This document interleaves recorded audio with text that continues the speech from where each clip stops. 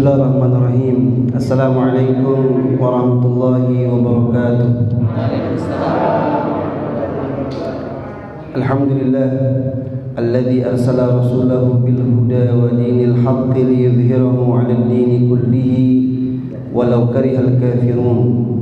Wa kafa billahi shahida asyhadu an la ilaha illallah wahdahu la syarika lah wa asyhadu anna Muhammadan 'abduhu wa rasuluhu la nabiyya ba'dah.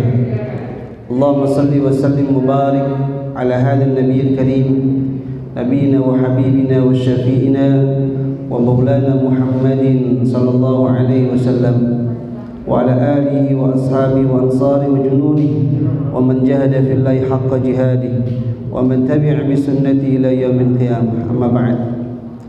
Rabbi shrah li sadri wa yassir li amri wahlul 'uqdatam min lisani yafqahu qawli. Qala Allah subhanahu wa ta'ala fi kitabihil karim, a'udzu billahi minasy syaithanir rajim. Bismillahirrahmanirrahim.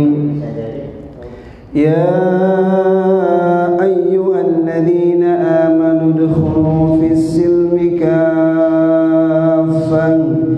ولا تتبعوا خطوات الشيطان إنه لكم عدو مبين. صدق الله العظيم. Ma'asyiral muslimin, jamaah musalla Ibnu Sabil yang dirahmati Allah Subhanahu wa taala, wabil khusus kepada seluruh pengurus DKM musalla dan juga wabil khusus akhinul kiram Al-Ustaz Fat Abu Sofi matanallah bituli hayati. Kita doakan beliau guru kita bersama ini Ustaz Fatur Rahim, mudah-mudahan beliau senantiasa diberikan umur yang panjang oleh Allah Subhanahu wa taala untuk membina kita sekalian dalam rangka mentaati Allah dan mentaati Rasulullah sallallahu alaihi wasallam. Dan yang sama-sama dan ibu-ibu serta para remaja yang dimuliakan Allah Subhanahu wa taala, bersyukur malam hari ini kita bisa bersama-sama salat maghrib berjamaah. Mudah-mudahan amal ibadah kita semuanya diterima oleh Allah Subhanahu wa taala. Dosa-dosa kita semuanya diampuni oleh Allah Subhanahu wa taala. Sehingga suatu saat kalaupun kita dipanggil oleh Allah Subhanahu wa taala untuk meninggalkan dunia ini karena ajalnya sudah tiba, mudah-mudahan kita meninggal dunia dalam keadaan husnul khatimah. Amin ya rabbal. Karena jamaah yang namanya kematian cuma ada dua. Kalau enggak husnul khatimah, ya, kalau tidak su'ul khatimah. Dan ada orang meninggal dunia dalam keadaan ibadah kepada Allah Subhanahu wa taala. Tapi juga ada orang meninggal dunia dalam keadaan berbuat maksiat kepada Allah Subhanahu wa taala.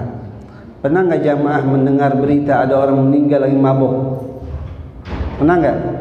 Lagi mabuk-mabukan meninggal dunia. Lagi narkobaan meninggal dunia. Na'udzubillahi min dzalik. Ada juga yang lagi berbuat zina juga meninggal dunia. Ada istilah orang katanya ada yang meninggal di atas perut. Ya, maknanya lagi berbuat maksiat kepada Allah Subhanahu wa taala. Na'udzubillah. Bahkan saya pernah menyampaikan dalam berbagai kesempatan, ada orang meninggal dunia habis berbuat maksiat kepada Allah Subhanahu wa taala. Dia habis mabuk-mabukan, habis pesta seks, ya. Kemudian mobil yang ditumpangi akhirnya terjatuh dari ketinggian dari flyover, ya. Sehingga ada orang di dalam mobil itu yang berjumlah 6, 2 di antaranya akhirnya mati. Na'udzubillah. Kira-kira kalau orang mati kayak begitu bakal bahagia enggak tuh di akhirat? Saya mau nanya Bu, bakal bahagia enggak Bu? Ya Allah, itu pertanda isyarat. Kalau orang meninggal dunia dalam keadaan berbuat maksiat, pasti dia akan mengalami kesengsaraan di akhirat nanti. Oleh karena itu jamaah yang berbahagia, meskipun dalam suasana orang-orang pada khawatir, ya, makanya para jamaah di sini masih ada yang menggunakan masker saking menjaga, ya, jangan sampai kita tertular oleh virus COVID-19 atau kena virus itu. Makanya kita minta sama Allah biar kita semua dikasih kesehatan, dikasih kekuatan, ya. Yang jelas kalaupun kita meninggal dunia karena apapun, kita cuma minta supaya meninggal dunia dalam keadaan husnul khatimah. Karena bagaimanapun dan siapapun kita, Allah sudah mengatakan ya dalam Al-Quran, kullu nafsin dha'iqatul maut. Setiap yang bernafas pasti akan mengalami kematian. Jadi siapapun kita, yang kaya, yang miskin, ya pejabat, orang biasa, yang tua, yang muda, pasti akan mengalami kematian. Dan hebatnya kita enggak tahu ya, wa ma tadri nafsum bi ayyi ardin tamut. Kita tidak tahu di bumi mana kita bakal mati, enggak ada yang tahu. Sedang apa kita mati juga enggak ada yang tahu ya. Oleh sebab itu, mumpung lagi sehat, mumpung masih hidup, mumpung masih muda, mumpung masih diberikan kesempatan oleh Allah Subhanahu wa taala, mari kita pergunakan ya kehidupan kita ini terutama sekali untuk senantiasa mengajak ya saudara kita, tetangga kita, teman kita menuju Allah Subhanahu wa taala. Karena inilah yang saya ingin sampaikan, tema seputar masalah aktivitas dakwah. Terus terang hadirin berbahagia, aktivitas dakwah yang dimaksudkan dengan dakwatun nas, yaitu mengajak atau menyuruh manusia ke jalan Allah Subhanahu wa taala, ini merupakan aktivitas yang terbaik. Kalau jamaah membuka dalam Al-Quran, yaitu surah Fussilat ayat 31 ya. Surat Fussilat ayat 33, yaitu surah 41, Allah mengatakan, a'udzubillahi minasyaitonirrajim, wa man ahsanu qawlan mimman da'a ila Allah wa 'amila shalihan wa qala innani minal muslimin. Kata Allah, perkataan siapakah yang lebih baik daripada perkataan orang-orang yang mengajak kepada Allah Subhanahu wa taala. Jadi kalau jamaah ya memahami tentang hakikat ini, inilah sebenarnya aktivitas terbaik. Dan ini bukan hanya ditujukan kepada mereka-mereka yang dikenal sebagai ustadz saja, kiai saja, habaib saja, tapi setiap muslim, setiap mukmin punya peluang yang sama untuk melakukan aktivitas dakwah tersebut. Jadi inilah aktivitas yang paling mulia di sisi Allah Subhanahu wa taala. Bahkan dalam sebuah hadis Nabi mengatakan, man dalla ala khairihi kafa'ilihi.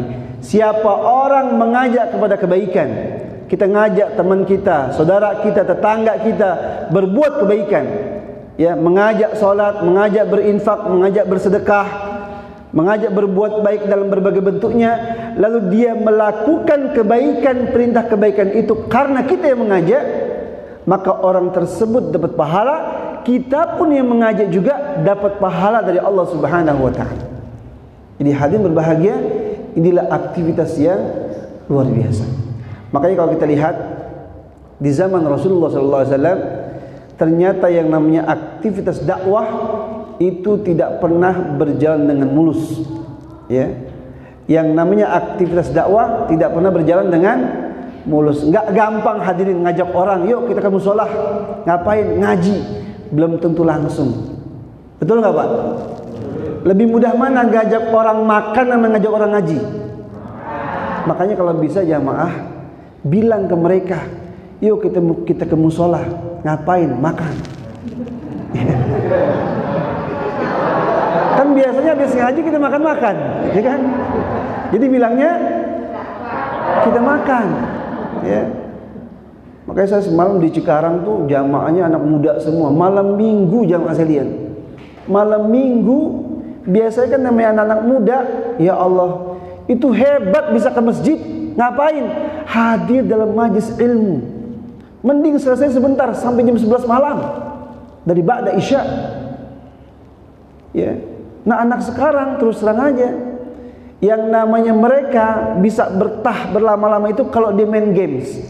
Betul nggak? Coba deh Bapak Ibu, sekarang kan lagi media online terus nih, belajar pakai online. Ya, anak-anak kita sibuk dengan permainan di rumah. Coba perhatikan mereka, berapa jam mereka bisa main game tuh?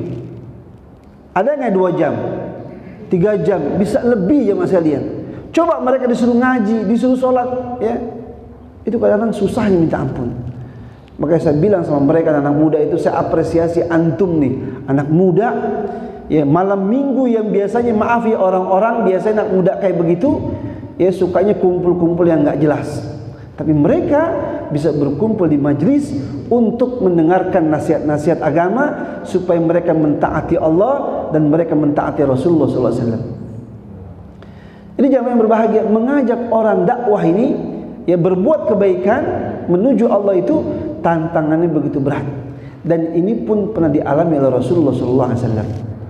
Tidak hanya dari luar, ya, dari orang-orang terdekat pun mereka, Nabi kita Muhammad SAW maksud saya, juga mendapatkan tantangan dan hambatan yang begitu besar. Siapa yang kenal dengan Abu Lahab? Itu Abu Lahab jamaah sekalian, itu pamannya Rasulullah SAW. Tapi dialah orang yang ternyata mencegah dakwah Nabi kita Muhammad SAW. Ya, jadi pamannya dengan istrinya ini dikenal sebagai pencegah atau penghalau dakwah Rasulullah SAW. Jadi hadirin berbahagia, itulah kondisi tantangan rintangan dakwah ya yang dialami oleh Rasulullah SAW. Karena jamaah berbahagia, orang-orang di luar Islam baik dahulu ataupun sekarang, sebenarnya mereka itu sesungguhnya telah mengetahui kebenaran wahyu Allah Subhanahu wa taala. Makanya hadirin berbahagia, kita ini beruntung jadi orang Islam, jadi orang mukmin, sudah diberikan yang disebut dengan Al-Qur'anul Karim. Ya, ini saya bersyukur melihat tadi ini Ustaz Fathur Rahim ada Quran begitu banyak. Saya berharap di Quran jangan cuma dipajang doang. Ya, justru kalau pas lagi mengaji begini nih, kalau bisa masing-masing pada pegang Quran. Kenapa? Saya kadang-kadang merasa, mohon maaf ya Mas Ali, kita pernah survei dalam berbagai kesempatan, banyak orang mengaku Islam, tetapi ketika ditanya apakah mereka punya Quran, ternyata mereka menjawab mereka tidak punya Quran. Ya Allah, na'udzubillah. Saya mau nanya sama jamaah Muslim Sabil nih, pada punya Quran enggak? Hah? Banyak? Masya Allah. Ya. Alhamdulillah nih, ditanya punya Quran, semua pada bilang pada punya. Kalau saya tanya, itu Quran udah punya, kira-kira dibaca nggak? Alhamdulillah. Masya Allah, ini jamaah luar biasa nih ya. Jadi kalau Quran udah punya dan dibaca, Masya Allah, inilah kewajiban kita. Nah, terusan jamaah yang berbahagia, muqtadal iman bil Quran, ya, tuntutan keimanan kepada Quran itu diantaranya adalah kita harus ya bisa berusaha membacanya. Makanya kalau ada orang Islam ya sampai sekarang belum bisa baca Quran, ya upayakan supaya bisa belajar baca Quran. Walaupun dari alif-alifan sampai alif beneran, ya itu harus bisa baca ya Mas Hadiah. Saya punya jamaah dulu orang udah tua banget, nyebut huruf ain nggak bisa-bisa. Ain dibilangnya ngain. Ain ngain. A dibilang nga juga. Jadi kalau baca Alhamdulillahi Rabbil Alamin, dibacanya Alhamdulillahi Rabbil Alamin gitu ya. Tapi Alhamdulillah jamaah, karena dia sering belajar, lama-lama akhirnya dia bisa juga nyebut ain. Ya, a i u ba. Apalagi tadribat dia tuh. A i u ba u an ani a'na minal mu'nima i an ani a. Lama-lama dia bisa tuh. Nah, terus terang jamaah, yang namanya makharijul huruf ya, tempat keluarnya huruf, sifatnya huruf itu masing-masing berbeda. Antara ha dengan ha ya, antara ha dengan kha dan sebagainya itu berbeda-beda. Jadi intinya kita harus terus. Nah, kalau sudah bisa baca, tingkatkan kalau bisa kita bisa ngafalin Quran. Ya, sampai ulama bilang kalau kita bisa ngafalin 30 juz. Kalau enggak bisa 30 juz, minimal juz 30. Ya. Juz 30 enggak bisa, minimal surat Al-Zalzalah sampai surat An-Nas. Ya. Mudah-mudahan jamaah di sini sudah hafal semuanya. Amin. Juz 30 hafal enggak? Oh belum ya, belajar ntar tuh sama Ustaz Fathur Rahim dari An-Naba tuh, amma yatasaalun 'anil naba'il 'azim alladzi hum fihi mukhtalifun dan seterusnya. Jadi intinya jemaah sekalian, orang-orang kafir ya dengerin Quran aja udah memiliki sesuatu yang menakjubkan. Jangankan orang-orang manusia biasa, jin saja begitu takjub kepada Quran. Bayangin jamaah sekalian, jin kalau Nabi membaca Quran dia begitu takjub, apalagi manusia. Makanya alhamdulillah di musola ini ya, kita punya Imam Safatul Rahim, dibaca Qurannya enak. Itu salah satu daya tarik untuk kita ibadah lebih mantap lagi ya. Jadi mukjizat Quran, bayangkan bacanya aja orang bisa mendengar, akhirnya bisa bertambah imannya. Apalagi kalau kemudian dia bisa difahamin, dia bisa diamalin, dia bisa diterapkan sebagai hukum Allah Subhanahu wa taala, maka pasti akan mendatangkan rahmatan lil alamin ya. Dan inilah yang penting jamaah sekalian berbahagia, bagaimana Quran itu menjadi bagian dari hukum yang mengikat kepada seluruh umat Islam. Oleh karena itulah hadirin berbahagia, orang-orang di luar Islam sana ya, terutama orang-orang kafir dahulu, mereka enggak mau tuh kepemimpinan mereka diganti dengan kepemimpinan sesuai dengan ajaran Islam. Makanya berbagai cara, berbagai upaya semua mereka kerahkan untuk menghalangi dakwah Rasulullah SAW. Tapi hebatnya hadirin, Nabi kita itu termasuk orang yang sangat istiqomah ya. Makanya orang-orang kafir Quraisy ketika itu dia datang kepada pamannya yang namanya Abu Thalib. Untuk apa? Untuk berpesan kepada ponakannya supaya stop dakwahnya, supaya ponakannya Nabi Muhammad ini supaya berhenti dakwah. Kalau Muhammad mau jabatan, dia akan kasih jabatan. Kalau Muhammad mau perempuan, dia akan kasih perempuan yang paling cantik. Kalau Muhammad mau harta, akan diberikan harta sebanyak yang mereka minta, sebanyak yang dia minta. Kita bayangkan hati berbahagia ketika semua harapan-harapan tersebut disampaikan kepada pamannya, supaya pamannya menyampaikan kepada Nabi Muhammad SAW. Apa jawaban Nabi kita Muhammad SAW? Ya ammi, wahai pamanku, law wada'u syamsa fil yamini, seandainya mereka itu orang-orang kafir itu ya, mereka mampu meletakkan matahari di tangan kananku, wal qamar fi yasari, kemudian mereka mampu juga meletakkan bulan di tangan kiriku, supaya aku tinggalkan dakwah ini, niscaya aku enggak akan tinggalkan. Bayangkan hanya berbahagia ya. Lah kalau kita sekarang jamaah, ada enggak pejabat-pejabat kita sekarang yang diangkat jadi pejabat ya, tiba-tiba fatwanya berubah belakangannya, masya Allah, naudzubillah. Orang kan mestinya apalagi jadi pemimpin ya, ini umat diarahin biar cinta kepada Allah, biar cinta kepada Rasul. Ternyata sekarang diarahin ke mana? Diarahin supaya cinta kepada K-pop. K-pop tau gak K-pop? Korea pop tuh. Ya Allah, artis Korea katanya. Kemudian apalagi tuh? Yang nyanyi-nyanyian ala-ala Korea gitu. Ya Allah, ya Ma'asyarian.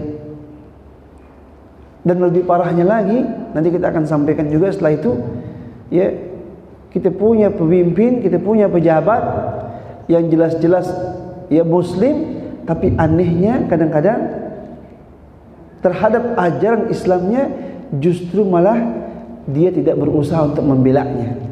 Na'udzubillah min dzalik. Makanya kalau kita boleh bilang jamaah, yang namanya musuh Islam itu bukan hanya jelas-jelas orang-orang yang di luar Islam saja yang dikatakan sebagai orang kafir, tapi yang lebih parah sebenarnya adalah dialah orang-orang yang munafik ya. Karena orang munafik itu dia orang Islam, cuman dalam praktiknya justru dia benci kepada Islam. Di zaman Nabi dikenal tuh ada salah seorang namanya Abdullah bin Ubay bin Salul. Ini Abdullah bin Ubay kalau di depan Nabi, masya Allah hadirin, dia begitu menghargai Nabi, menghormati Nabi.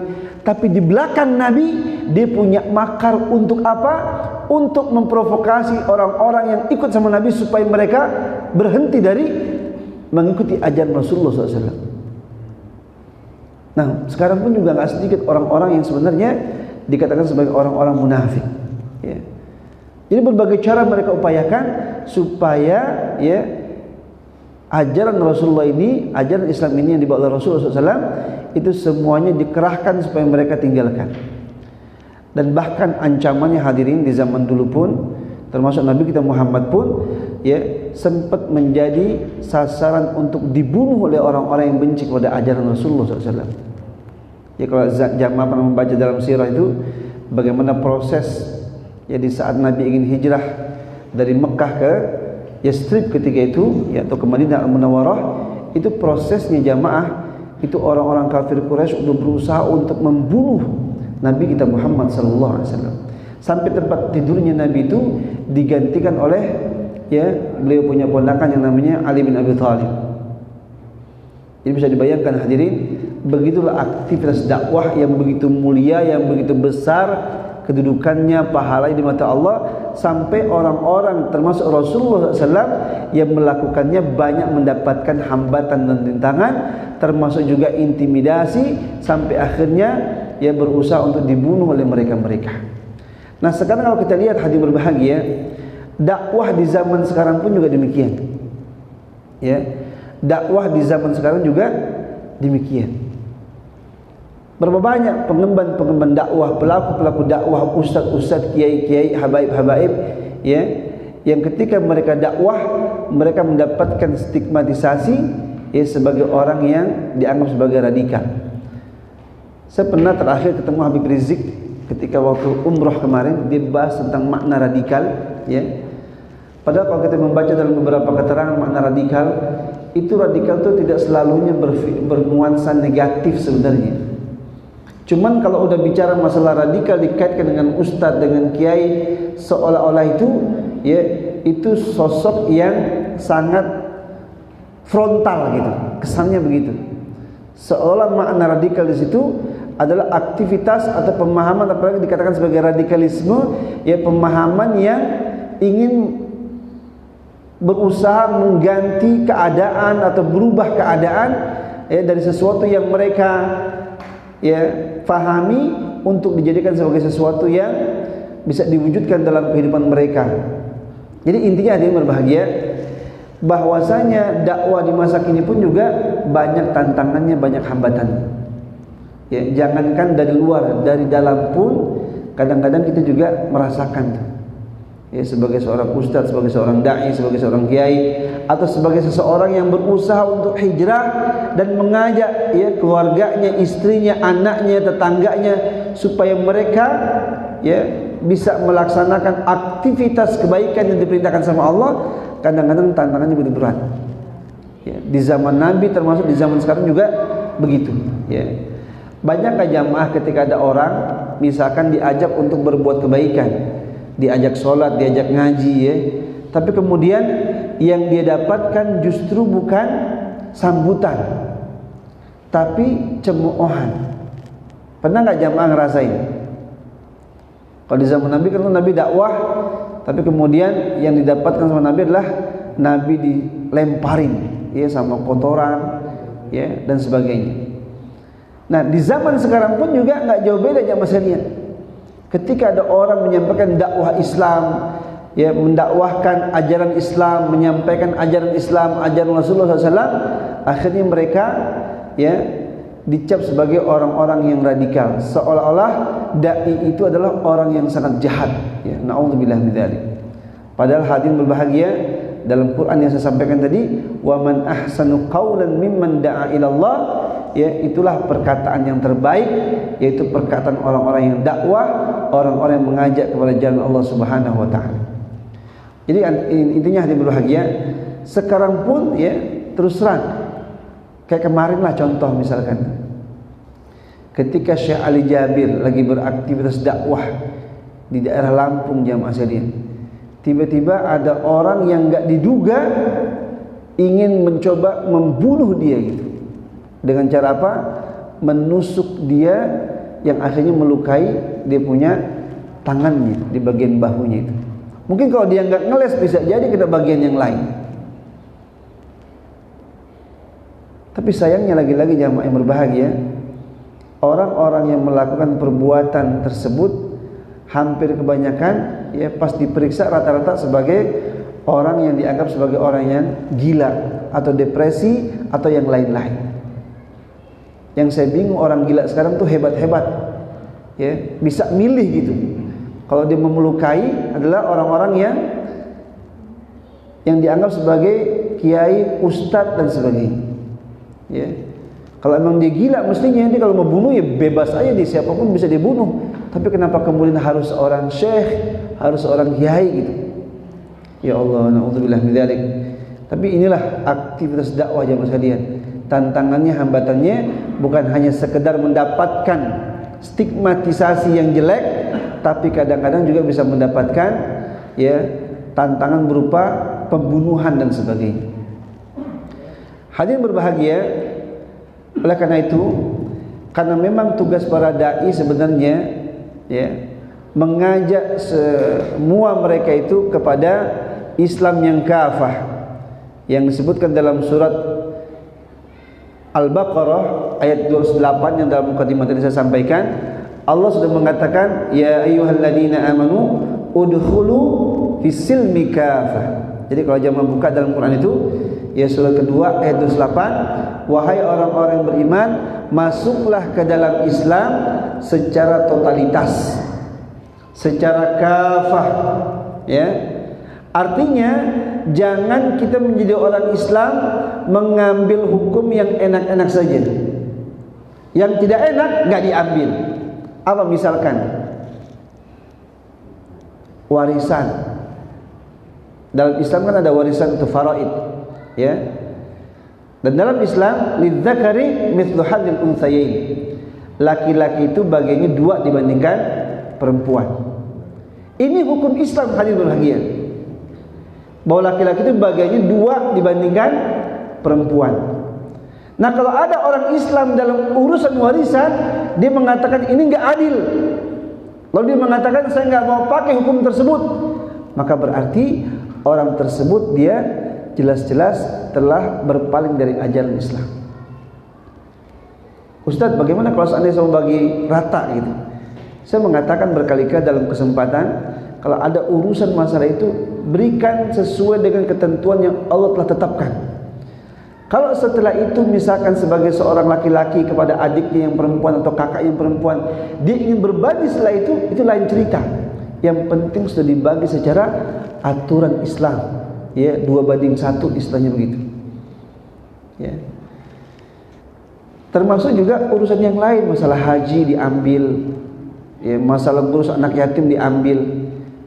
Tapi kalau dibilang masalah jihad, wah udah nggak mau dia, ya. Kalau dibicara jihad, bab al-qital, ya, dia nggak mau. Kemudian kalau bicara masalah seperti di sini nih, ya, ajaran mengajak untuk menegakkan khilafah al-Islamiyah, mereka mengatakan itu ajaran ISIS.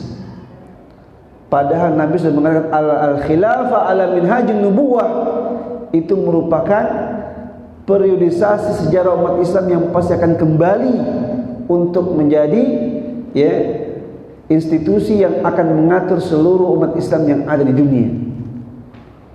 Tapi orang-orang sekarang jamaah sekalian, karena sudah dibuat menjadi monster, akhirnya ini bahasa-bahasa Quran, bahasa-bahasa Arab yang begitu luar biasa, jadi sesuatu yang menjadi bahasa yang sangat menakutkan, ya. Apalagi kalau kemudian dikaitkan khilafah itu dikaitkan dengan masalah ISIS katanya, ya, di sana terjadi pembunuhan pada orang Islam dan sebagainya, ya. Jadi dibuat menjadi monster. Padahal yang bahagia, Islam mewajibkan seluruh umatnya supaya berdakwah, apalagi sebagai seorang dai, ya. Karena Allah sudah mengatakan kuntum khair ummatin ukhrijat linnas ta'muruna bil ma'ruf wa tanhauna 'anil munkar wa tu'minuna billah. Kata Allah, kalian itu umat terbaik yang Allah lahirkan ke tengah-tengah manusia, diharapkan bisa ta'muruna bil ma'ruf, mengajak orang berbuat kebaikan, ya. Lagi-lagi mengajak orang sholat, mengajak orang puasa, mengajak orang ngaji, mengajak orang beriman, mengajak orang beramal, bersedekah, berzakat, berinfak, ya. Termasuk mengajak orang supaya melakukan aktivitas kebaikan-kebaikan yang lain. Kalau perempuan, mengajak wanita supaya menutup auratnya, ya. Karena bagaimanapun wanita dewasa itu punya kewajiban supaya aurat mereka itu harus ditutupi, ya, kecuali telapak tangan dan wajahnya mereka. Itu kewajiban sebagai seorang wanita muslimah yang sudah dewasa. Makanya ibu-ibu di sini alhamdulillah nih semua sudah tertutup auratnya. Ya. Coba di luar sana jamaah sekalian, masih banyak nggak orang-orang perempuan yang mohon maaf ya pakaiannya ngablak? Tahu nggak ngablak? Bu, tahu ngablak nggak? Bahasa apa ngablak tuh ya? Pokoknya dia punya baju, ya Allah, istilah sekarang itu disebut sebagai you can see. Apa itu you can see? Kalau dipakai baju, maknanya kamu bisa melihat gitu. Ya. Belum lagi pakai perempuan sekarang nih pakai pakaian yang orang dewasa, pakaian anak SMP dipakai. Ya. Udah gitu pakai pakaian begitu lagi jalan-jalan pakai motor lagi gitu. Boncengan dia. Di belakangnya ada kita tuh. Ya Allah. Gimana kita tuh? Kita lihat apa kita biarin? Kita lihat apa kita biarin tuh? Hah? Ini jamaah lagi di kantor nih, misalkan yang laki-laki. Di kantor kan kadang-kadang tuh banyak karyawati-karyawati yang maaf ya, pakaian itu ngepres. Tau nggak ngepres? Ketat-ketat gitu. Saya mau nanya sama jamaah yang bapak-bapak nih, kira-kira kalau lagi begitu tuh mata kita kira-kira ngelihat atau pura-pura nggak ngelihat? Ya. Dibiarin sayang. Kalau dilihatin boleh nggak? Ya.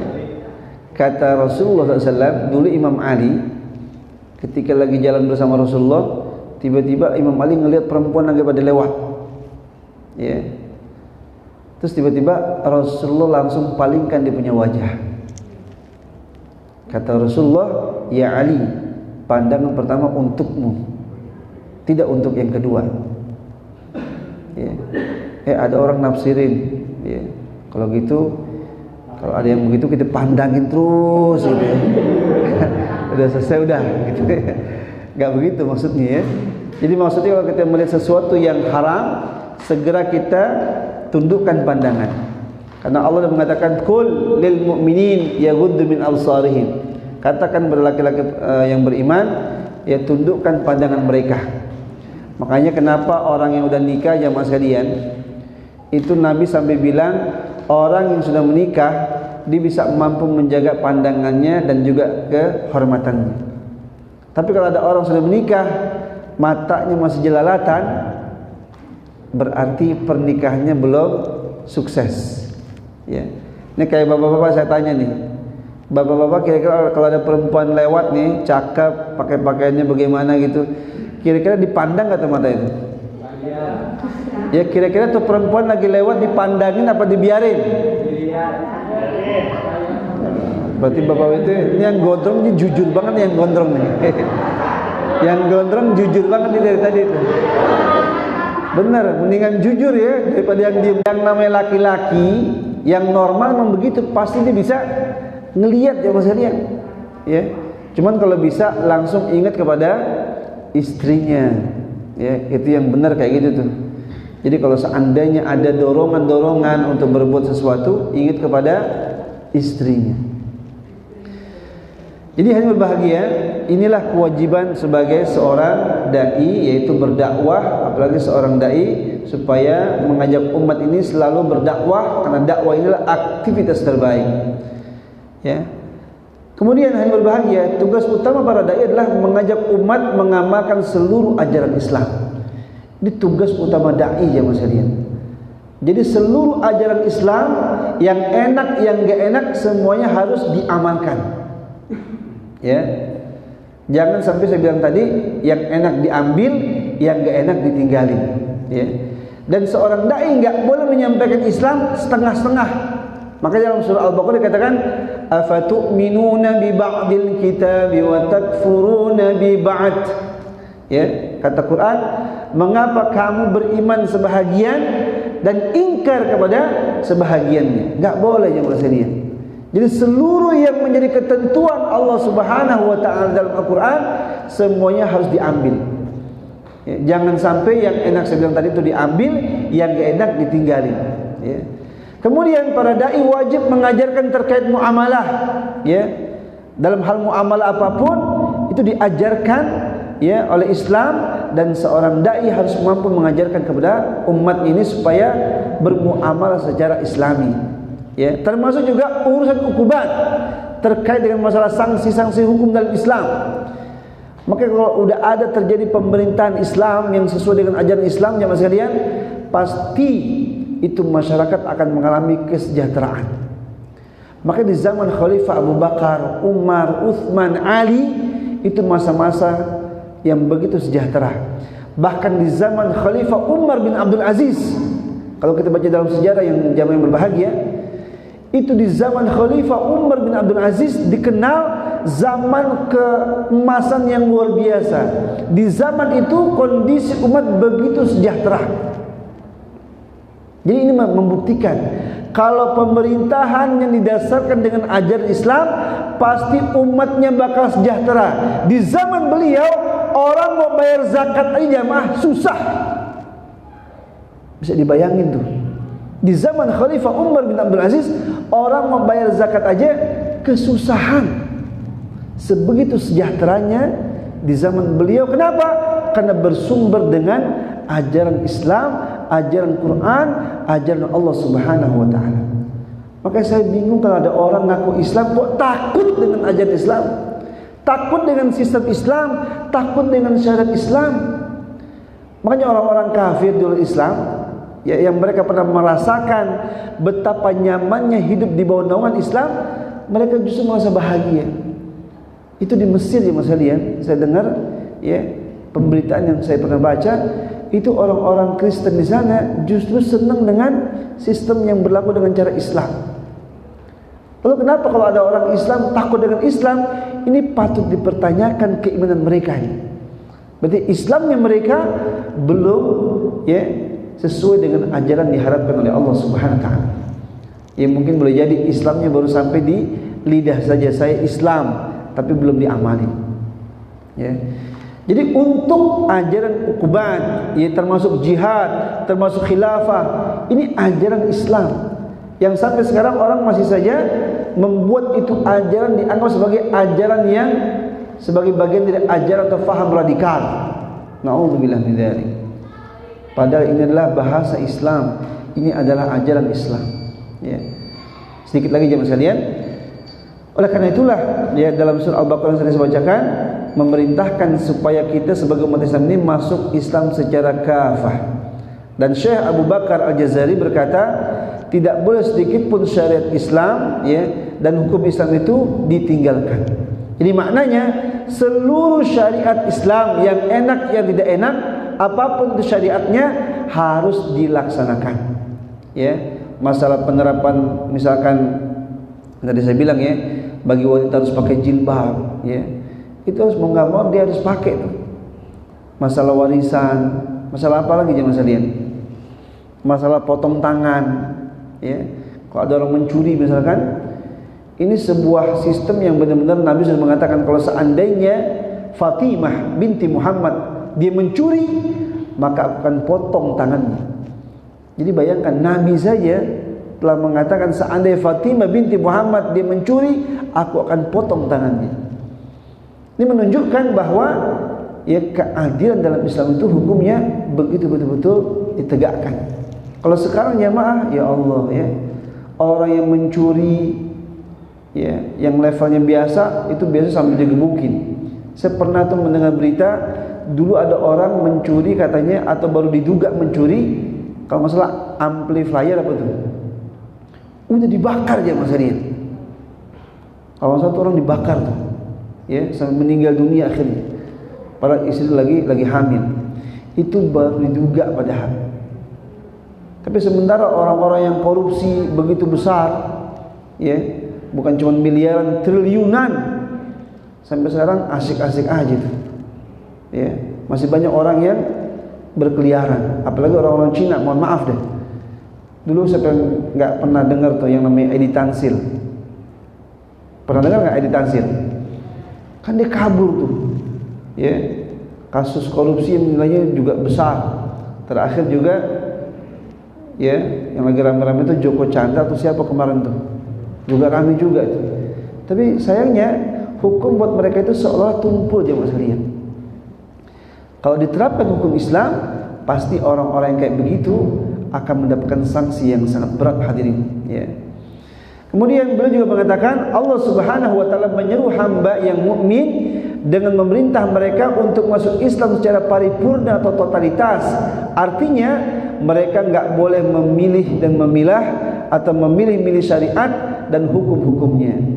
Yang saya bilang tadi jamaah sekalian, ya, ayat 208 dari Al-Baqarah ini menunjukkan bahwa kita harus totalitas yang masuk ke dalam Islam, ya, tanpa memilih-milih yang enak-enak diambil, yang tidak enak ditinggalkan. Jadi hadirin berbahagia, intinya saya cuma ingin mengajak.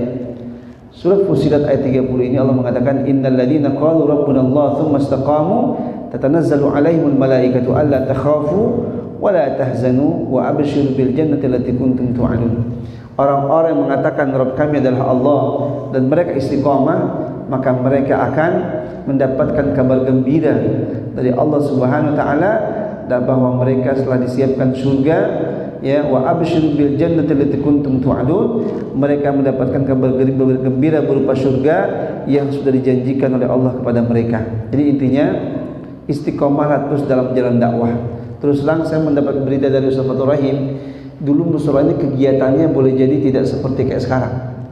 Tapi sekarang alhamdulillah, ya, saya perhatikan jamaah makin hari makin berkembang. Ya, kalau bukan kita yang syiarkan ini musola, siapa lagi ya Mas kalian? Enggak mungkin orang di luar Islam. Maka dari itu, innamal mu'minuna ikhwatun. Kita sebagai mukminin bersaudara. Maka wal mu'minuna wal mu'minat ba'duhum awliya'u ba'din. Orang mukmin laki dan mukmin perempuan satu sama lain harus saling bahu membahu. Ya, apalagi dalam rangka ta'muruna bil ma'ruf wa tanhauna 'anil munkar. Jamaah, yang namanya kebaikan kalau kita kerjain bareng-bareng lebih ringan. Betul apa betul? Ya. Kemunkaran pun begitu juga.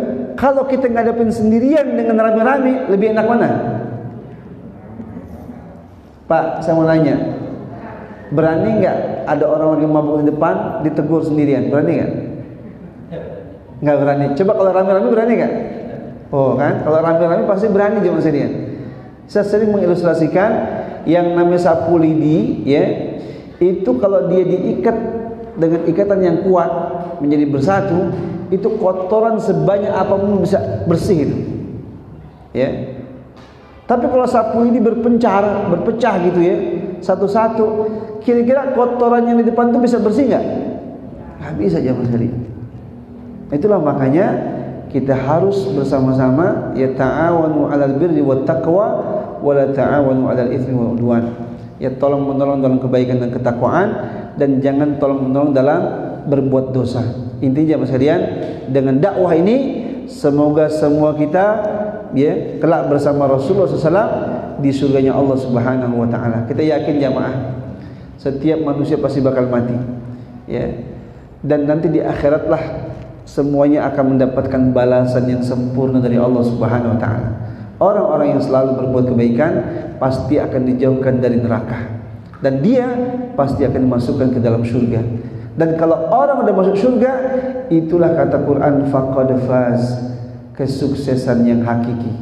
Jadi sukses yang hakiki jamaah sekalian kalau kita nanti udah masuk surga, ya. Jadi mohon diingat, sukses yang hakiki adalah ketika kita sudah masuk ke dalam surganya Allah Subhanahu wa taala. Demikian, karena waktu sudah masuk Isya, ya, nanti mungkin kalau ada tanya jawab bisa kita lanjutkan pada saat Isya. Aku qouli hadza wa astaghfirullah li wa lakum. Wassalamualaikum warahmatullahi wabarakatuh. Waalaikumsalam. Alhamdulillah.